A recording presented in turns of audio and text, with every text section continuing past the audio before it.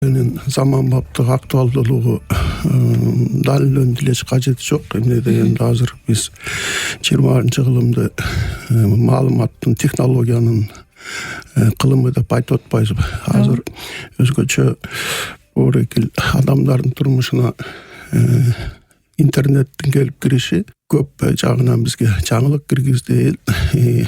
Адамдардын турмушун оңойлоп жакшыртуу менен бирге бир топ түйшүк анан кандай бир коркунучтар жаратты да.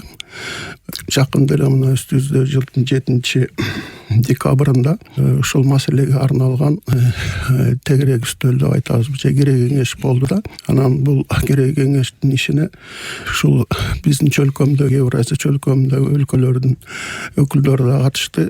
Ошондой эле көп массалык маалымат каражаттарынын компаниялардын, фирмалардын, агенттиктердин, корпорациялардын өкүлдөрү келип катышты да.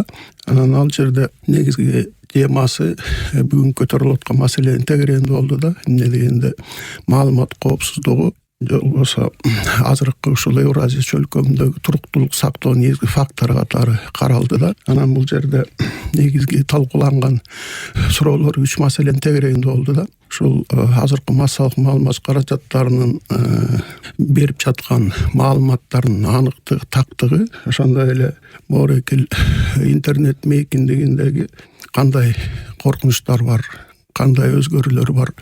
Анан ушул азыркы маалымат ушул жогорку деңгээлге көтөрүлгөн маалда ушул маалымат коопсуздугун сактоодо мамлекеттин ролу деген маселе каралды да.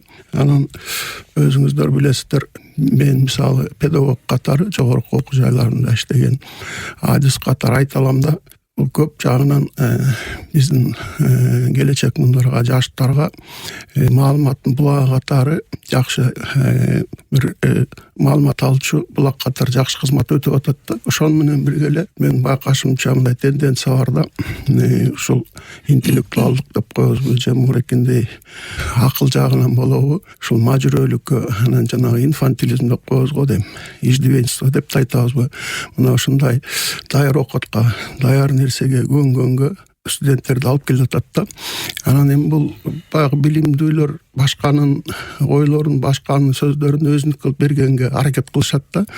Бирок ушунса дагы бул жерде мен жанагы маалыматтын саясий эмелерин айтпай эле коеюн, ал баарыбызга белгилүү. Мен ушул психологиялык жактан, морекил тарбия жагынан кандай таасир тийгизип атат. Эмне дегенде бул интернеттин чеги жок да. Аягы башы жок. Ичинде эмне деген гана формадагы, анан мазмундагы маалыматтар бар да.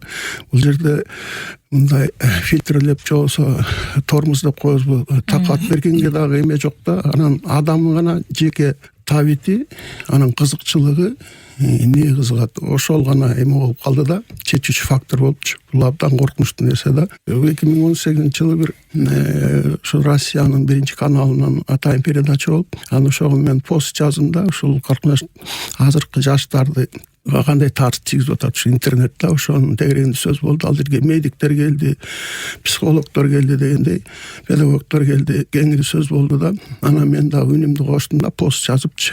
Анткени айттым, чынында эле биз карабыл деп кыйкырганга негиз бар депчи. Эмне дегенде бул азыркы гаджеттер, смартфондор келгени ар бир үйгө интернет келип кирди да.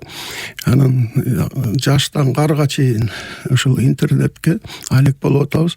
Анан бул жерде кээ бир ата-энелер контролдой албайт балдарынчы, эмне маалымат алып атышат, ошо кандай таасирин тийгизип атат. Анан мен айттым да, бул жанагы бубонный чума же керек болсо аты жаман атомдук бомбадан да, согуштан да жаман депчи. Анткени адам ошо билет, ага каршы күрөштө душманы лицо знает дегендейчи, билет да. Аз бул болсо эч эме болуп атат да, баягы көзгө көрүнбөгөн. Бирок ар бир үйдө. Анан ошого карата билбеймиз кандай кылып такат беребиз.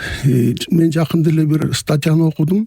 Бул баягы точка невозврата ошого жетти деп атат интернетчи. Анткени мета вселенныйды создавать этип салыштым. Вот Марк Цукерберг дегенде эмне үчүн баалы Facebook'tu чыгарган, социал сетти. Анткени ал жакшы площадка түздү, мүмкүнчүлүк түздү, маалымат алмашкангачы. А бирок бул деген контролду алып кетти, уже бул деген чыгып кетти да, чектен чыгып мамлекеттер дагы буга туруштук бере албайт.